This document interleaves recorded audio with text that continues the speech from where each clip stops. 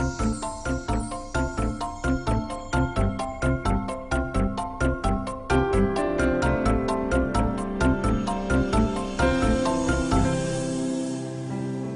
and welcome to Study English IELTS Preparation. I'm Margot Politis. One of the skills that is assessed in the IELTS speaking test is fluency. Fluency is speaking at a natural pace without hesitating too much. But fluency doesn't mean speaking quickly. Sometimes speaking too fast can make it harder to be understood. Another aspect of fluency is the smoothness of your speech. This means that you don't always stop to try to think of the right word.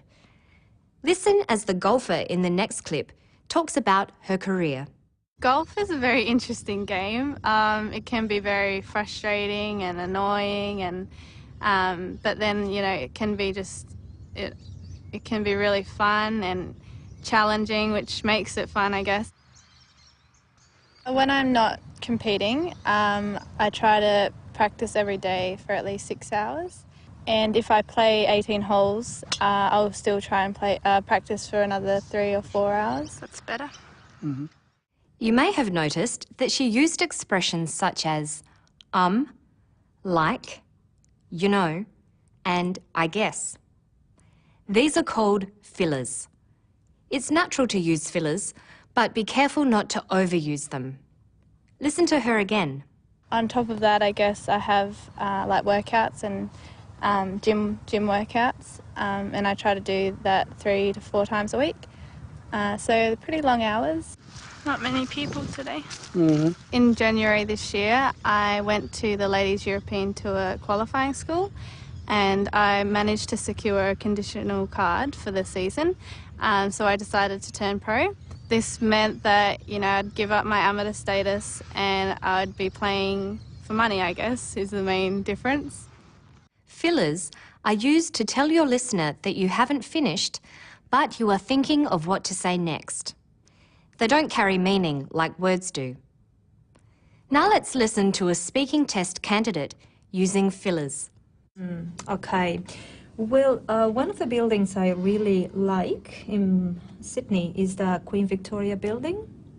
I've been here for a year only in Sydney, so I haven't had the chance to actually visit many public buildings, but I know this one very well. I like it because it's got a very interesting old style, and it's very elegant, it's very spacious. I don't like the modern type of buildings, with many stories and very modern and contemporary. I like the Queen Victoria building because it's elegant. To begin her talk, she uses several fillers. Okay. Well, one of the buildings I really like in Sydney is the Queen Victoria building. Saying, okay, well, helps her get started on the topic of her favourite building. She is thinking of what to say and not how to say it. She uses and to give her time to think of what to say next at points in her speech, such as at the beginning of a sentence when she's linking information back to what she's just said. One of the buildings I really like in Sydney is the Queen Victoria building. I've been here for a year only in Sydney. Next, she uses fillers just after the words because and to give her time to think of reasons.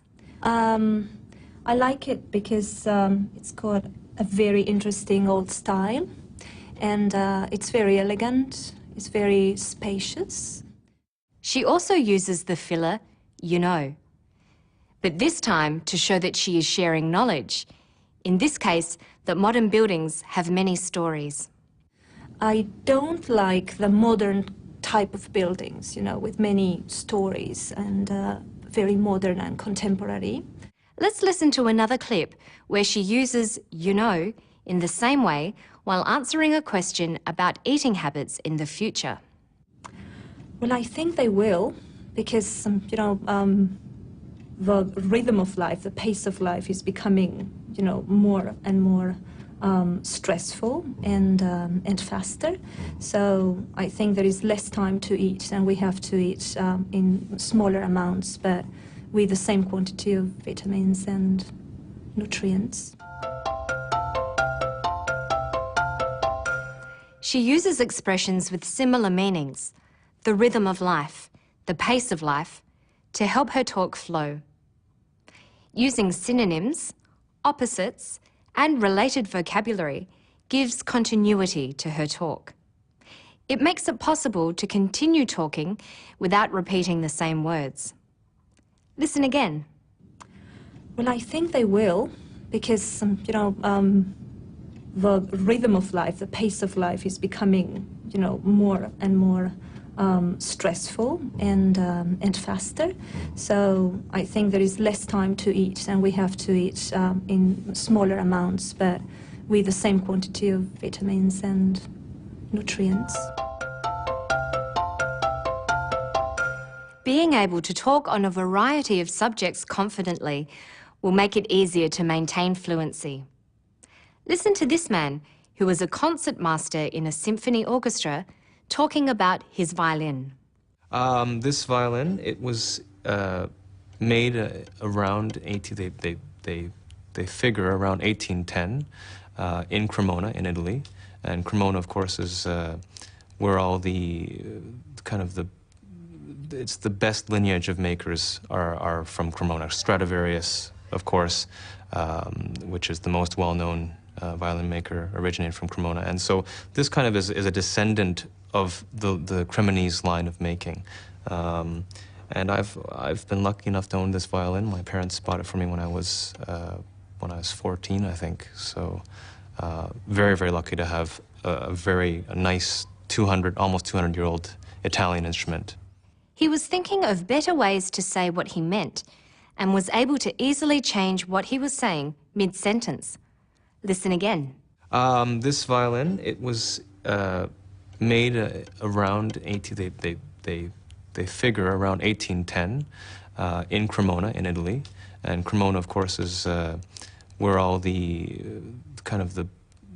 it's the best lineage of makers are from Cremona. Maybe this is not perfectly correct English, but it is acceptable spoken English because it remains fluent.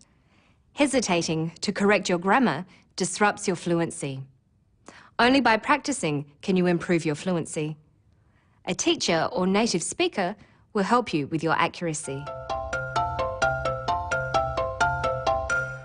Fluency is not only your ability to speak smoothly and continuously, but also your ability to speak at an effective speed.